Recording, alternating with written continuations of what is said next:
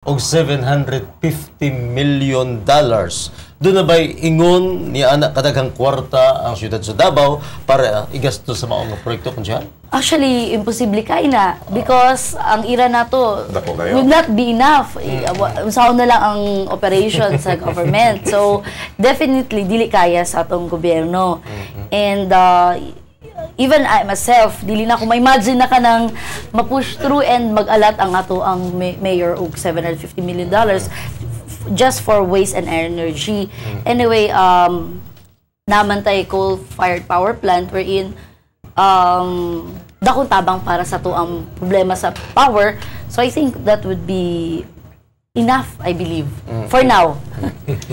Iskuta ang kuryente, unsan dagan karon sa coal-fired power plant naggusto tukuron sa Aboitiz Company diri sa atong Dakbayan kung siya? Actually, medyo taas to proseso.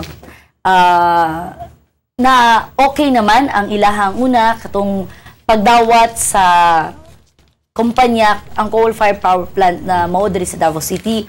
Nakapasaman, in fact majority, 2/3 of the councilors really supported and amenable na kinahanglan gyud nato og power sa to ang Dakbayan sa Davao considering na highly urbanized city ta og daghan kay tag investors and hesitant ang investor na mag-invest sa tong city kung less atong power.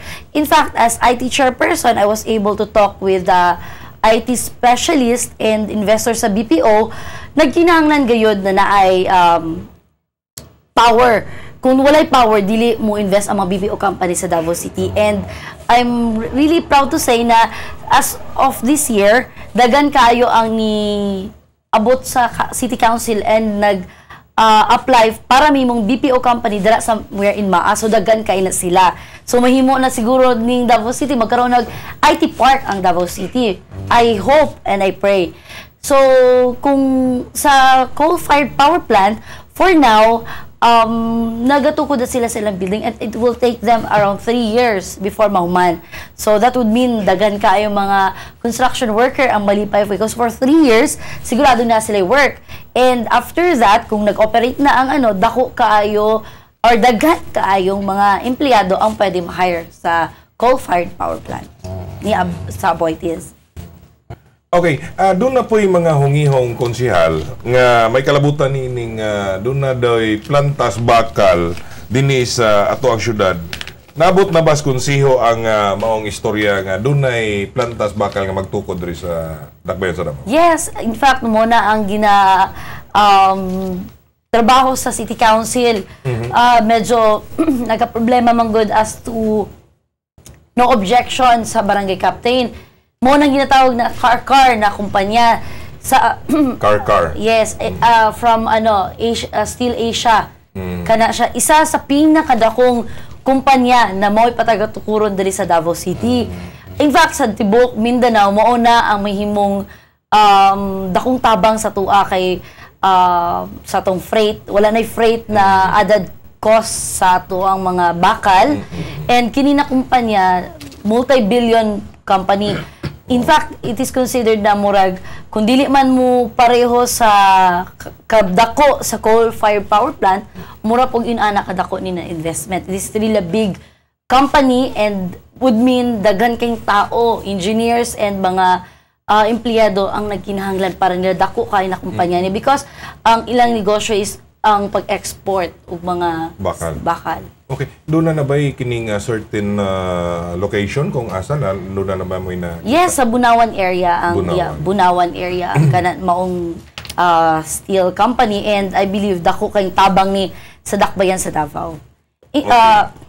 To mention, it was really asked by Councilor Kitain kung unsa ang dakong tabang aning kini na kumpanya. Last year, kung last year naana ang katumaong kumpanya sa Davao City, we will be able to save around 500 million. Kung last year siya. So, but pasabot, kung usang atong consumption last year, ang 500 million is just 6% sa whole amount na ato ang na order padulong Davao City. So, kini, dako kang tabang sa to ang mga labi na ang Davao City dagan kay mga housing development. Dagan kay mga buildings na ginatukod, and aside sa dakong tabang sa Davao City, dako po ni tabang sa environment. Don't you know kung every time na mag-ship og mga steel, that would mean carbon na pod. So kani dako kay tabang. Provided na naay ka ng ginatawag na ang very concerned man gud ni Councilor Marisa Abella ang environment.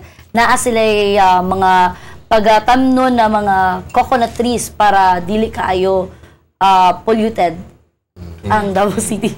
Pero doon na ikuan ang konseho nga taga Davao ra gyud ang mga empleyado ana kung mas sugdan na siya. Yes, definitely. Taga Davao. And napoy multi-partite monitoring team. That would mean na dapat mag-go sila sa gikasabutan sa i-excrete ng mga chemicals which is dili maayo sa to ang environment. So dapat within tolerable level lang. If they go beyond that, that would mean stop operation. So, and very thankful naman siguro, I believe, because wala pa man po na desisyonan if for go or for not ang maong kumpanya, but I believe very positive ang response because ang Davao City Council is very kitatanan, very proud na sa Davao City nila gitukod ang maong kumpanya, biggest company ever. Okay, Councilor Joan, permi ka daw makita sa mga katauhan sa mga nagkadayang barangay, labi na diri sa unang distrito, kauban nimo si Congressman Carlo Nograles, no, sa unang distrito ni Dakbayan sa Davao. Doon na ba'y posibilidad nga ang ubang hangyo alang kang Congressman Carlo ipaagi sa imong opisina? Actually, we're really blessed kay tungod ang atong office really accommodated na yung mga request kay Congressman Carlo Nograles. Sometimes sa office sila magduol. And sa itong mga kaigsunan na taga-unang distrito, kanang namatyan, kanang nagkasakit, aside sa lingap na pwede na itong ma-endorse, maka-endorse po ito og CMAP or di kaya CFAP. And very thankful ko sa office ni Congressman Carlo Nograles, din gi-accommodate ang ako ang request para sa First District sa Davao City for accommodation. And thankful ko kay Congressman Carlo Nograles because iya yung gi-accommodate sa iyang opisina ang mga maong request.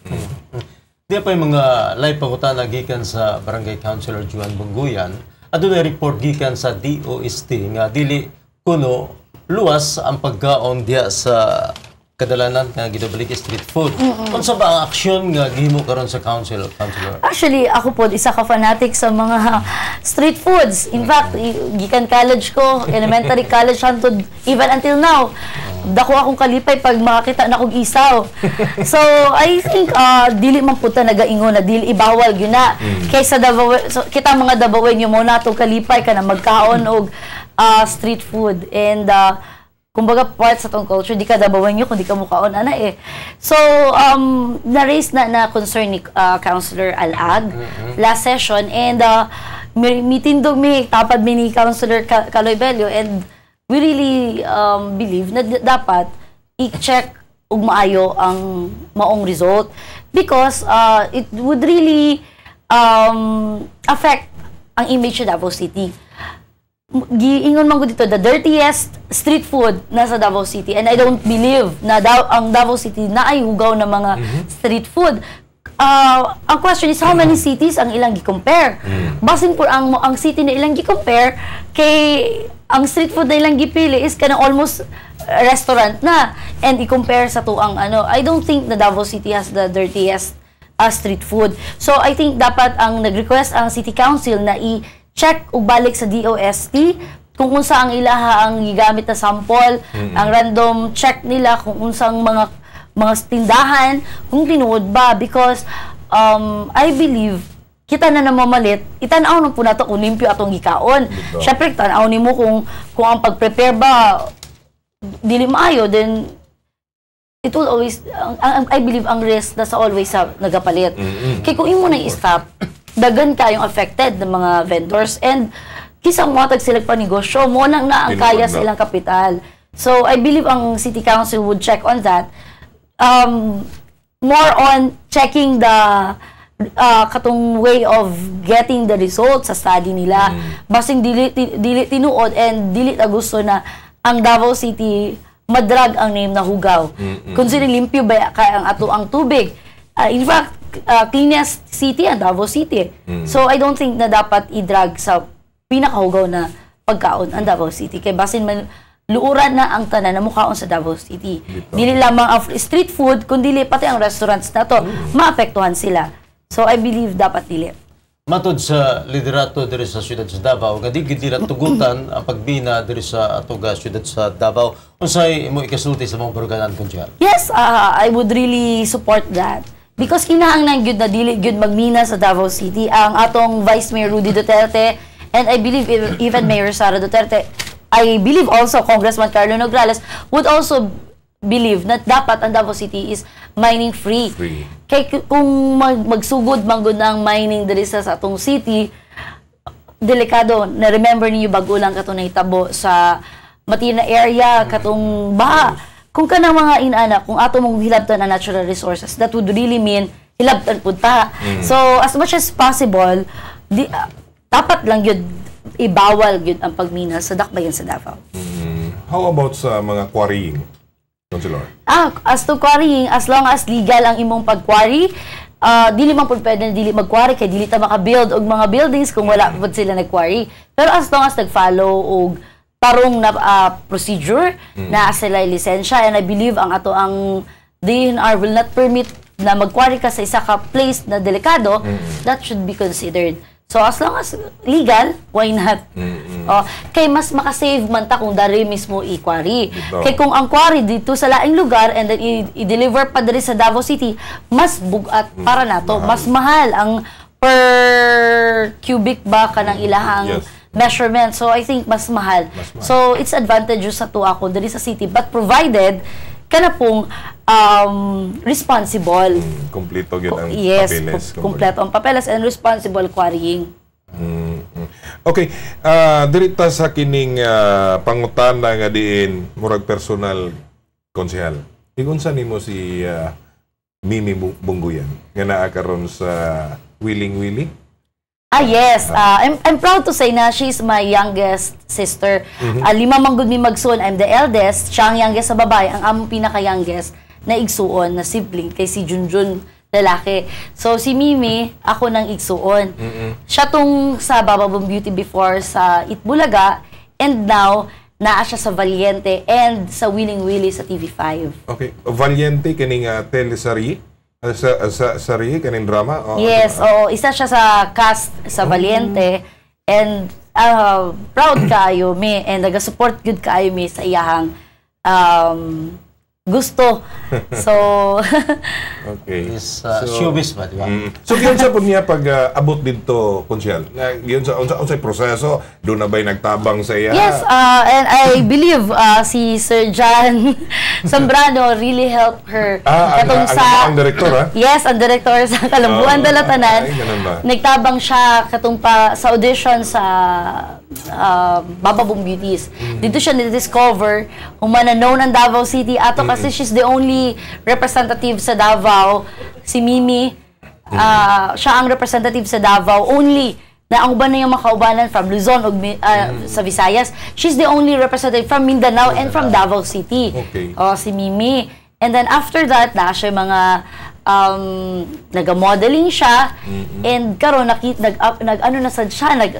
nag-audition sa Valiente, and nakuha siya. So lipay kay siya, mitawag sa mua na isa daw siya sa cast sa Valiente. And now, isa siya sa dancer sa Wiling Willy, and na-discover siya. Kaya tungod nag-appeal siya sa audition sa As Money Girl, and nakita ang iyahang kaabtik, kagwapa. Yes. So, na-discover siya. Like you. Bitaw. Naghisgot ka ganiya nga si Direk John Zambrano ang nagtabang sa iya. Dugay na ni sigig patabang po si Kaubang Sal kang Direk. I don't know. Kung nisugot pa lang ni siya, to na po siya. Di ba? Di ba? Kung nisugot pa lang kang Kaubang Sal.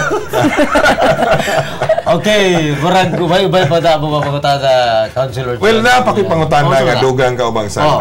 May kalabutan ni ining pag kanisya lahi nga pangutana, but concern kini sa tuang mga kabatan-unan manggod Councilor, labi na katong mga nag-eskwela diha sa USEP, kay doon na manggoy panukala karon nga ang State University sa Mindanao emerge. So karon ang USP kung unsay kurso nga naa diha karon, like for example, ikaw nagkuha kag education. Now karon pag merge ana niya, wala na diha karon ang kurso nga education sa maong eskwelahan diri sa Obrero. Sa laing lugar Dito na ibutang sa laing lugar like Mati, Butuan, Kabakan, or asa pa diya.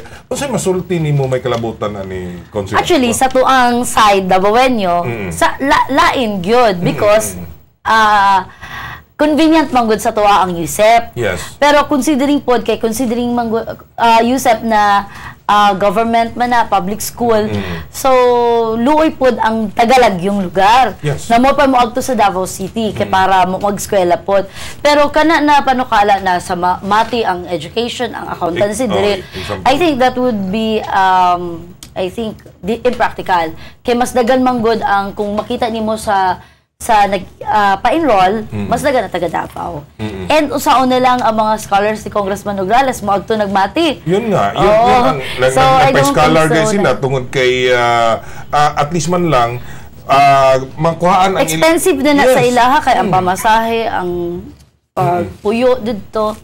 So I think dili Kay siya. ang ubang university manggod na to, sa state university na to, Kaubang Sal, na like for example sa Kabakan, na po yung mga kurso dito. Like for example, halo-halo ba? There is a USEP, halo-halo po. So, na po yung mga pipila po na to, mga kaigsunan, ng mga estudyante nga nag-eskwela diya, pero ang ilang kurso na diya. So karon kung ma-merge na siya, maglisod na sa Maglisod ang uban. pag-adjust. Human, kinahanglan pa ka magtugmati para mag-eskwela education. So I think dili siya practical. But considering Davao City is the biggest, I think mas better kung dili lang. Because benefit na to. Katapusan pangutanan ako Kaubang Sala. Ako na lang yun ning ikuan. Kumusta imuhang Valentine's Day? Hapit naman yun. Ay, Diyos ko! Okay. Syempre, happy Yeah. and I believe excited kay Punpun. Ano? Punpun. Okay. Okay, bye-bye po tayo. With family, ha? Pagkatayan na nga ito kang Councilor Juan Bunguyan. Masigna kapay kapuno, konsyal, para ganito sa mga katawan. Diretso din sa Davao, labi na sa unang distrito. Konsyal, minsan mo? Yes, una sa tanan, dagang kay salamat kay Congressman Carlo Nograles sa pag-invite sa KUA sa Kalambuan Dalatanan. So, sa suking tigpaminaw o tigtanaw sa Kalambuan Dalatanan sa Dakbayan sa Davao, labi na sa unang distrito sa Dakbayan sa Davao. Dagan kayong salamat. I would like to take the opportunity na magpasalamat sa inyong suporta ug pagsalig ka na ako. And I hope na paabuton ko niyo kay ang opisina nato nagapahigayon og serbisyo para sa katawan. And we're really proud to say na out of 54 barangays, nakalibot ta og 44 barangays all over Davao City. And looking forward na atong makumpleto ang 54 barangays na matagaan mo og serbisyo. Serbisyo na maghatag tag free medical mission, and also yung free education. And para sa senior citizens, na atay free bone check-up and free check-up sa mata with the participation sa Maharlika Charity Foundation ug Anlin. And ako kayong pasalamat nato sa Ama Computer College diin nagtabang para sa scholarship sa tuwa mga kaigsunan. Kining Ama Computer College, wala lang nakalimit sa taga-unang distrito. Lakip na po ang 2nd and 3rd district. Sa tanan gusto mo eskwela sa Ama Computer, pwede mo approach sa tong opisina. And sa tanan mga lola,